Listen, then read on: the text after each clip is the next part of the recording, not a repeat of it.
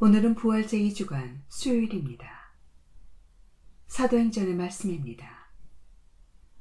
그 무렵 대사제가 자기의 모든 동조자 곧 사두가이파와 함께 나섰다.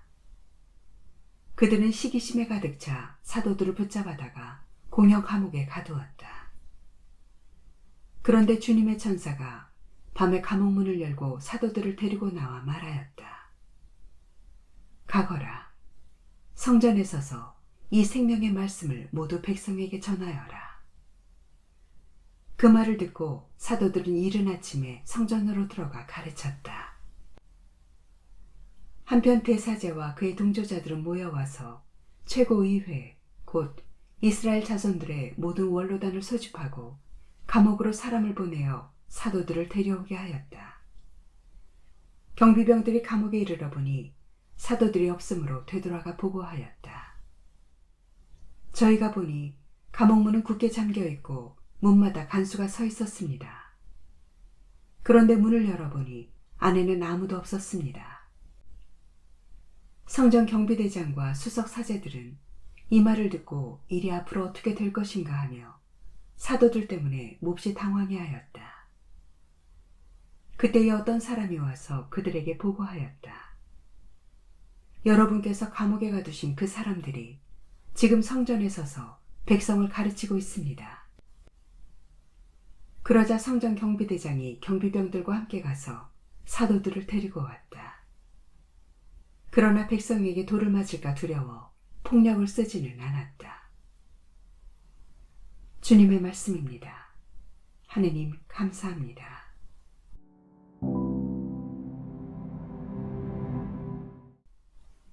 요한이 전한 거룩한 복음입니다. 하느님께서는 세상을 너무나 사랑하신 나머지 외아들을 내주시어 그를 믿는 사람은 누구나 멸망하지 않고 영원한 생명을 얻게 하셨다. 하느님께서 아들을 세상에 보내신 것은 세상을 심판하시려는 것이 아니라 세상의 아들을 통하여 구원을 받게 하시려는 것이다. 아들을 믿는 사람은 심판을 받지 않는다. 그러나 믿지 않는 자는 이미 심판을 받았다. 하느님의 외아들의 이름을 믿지 않았기 때문이다. 그 심판은 이러하다. 빛이 이 세상에 왔지만 사람들은 빛보다 어둠을 더 사랑하였다. 그들이 하는 일이 악하였기 때문이다. 악을 저지르는 자는 누구나 빛을 미워하고 빛으로 나아가지 않는다. 자기가 한 일이 드러나지 않게 하려는 것이다. 그러나 진리를 실천하는 이는 빛으로 나아간다. 자기가 한 일이 하느님 안에서 이루어졌음을 드러내려는 것이다. 주님의 말씀입니다. 그리스도님 찬미합니다.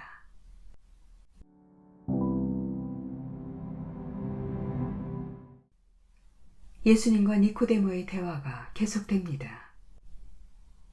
특별히 오늘 본문에는 그리스도교 신학의 핵심이 집약되어 있는데 첫 번째로 강조된 것은 하느님의 사랑입니다. 하느님께서는 세상을 너무나 사랑하신 나머지 외아들을 내주셨습니다. 두 번째는 구원입니다. 그 사랑은 우리를 구원하는 것이었습니다.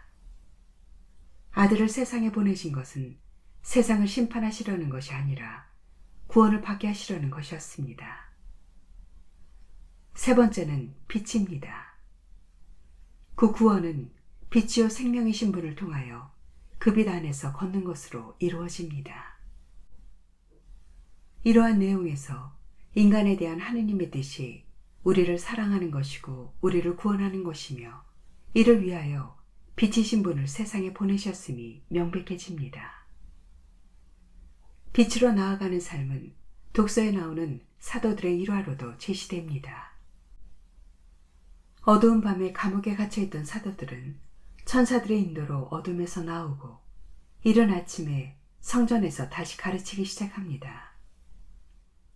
어두운 밤과 이른 아침, 감옥과 성전이 각기 대비되면서 진리를 실천하는 이들은 극심한 어둠과 억압 속에서도 빛으로 나아갈 수 있음을 알려줍니다. 주변이 온통 어둠에 잠겨 있을 때 작은 빛이 그 공간에 들어오면 살아있는 모든 것은 그 빛을 향하고 빛 주변으로 모이게 됩니다. 빛은 그런 것입니다. 하느님께서 우리를 너무나 사랑하신 나머지 어둠 속에 있던 우리에게 생명의 빛을 주셨습니다. 이렇게 하느님의 사랑과 구원은 추상적인 이론이 아니라 구체적 체험이고 저마다 빛나는 아름다움으로 구현되는 개별적 현실입니다.